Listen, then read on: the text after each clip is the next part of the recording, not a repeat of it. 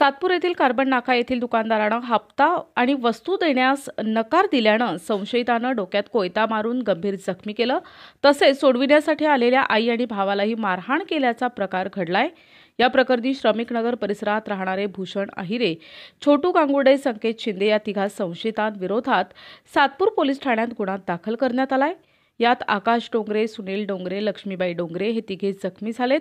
या प्रकरणी आकाश डोंगरे यांच्या फिर्यादीनुसार सोमवारी रात्री ते कार्बन नाका येथील आपल्या दुकानावर होते।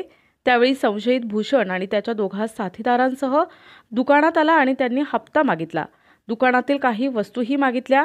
आकाश यानं हप्ता आणि वस्तू देण्यास नकार दिल्यानं संशयित भूषण यानं त्याच्या कमरेला लावलेला धारदार कोयता बाहेर काढून आकाशच्या डोक्यात मारला। यात आकाश गंभीर जखमी झालाय। दुकानात गर्दी गोंधळ बघून आकाशचे आई लक्ष्मीबाई आणि भाऊ सुनील धावत आले। त्यांनी सोडविण्याचा प्रयत्न केला, मात्र संशयितांनी त्यांनाही मारहाण केली। तर भूषण यानं सुनील याच्याही डोक्यात कोयत्यानं मारून जखमी केलं।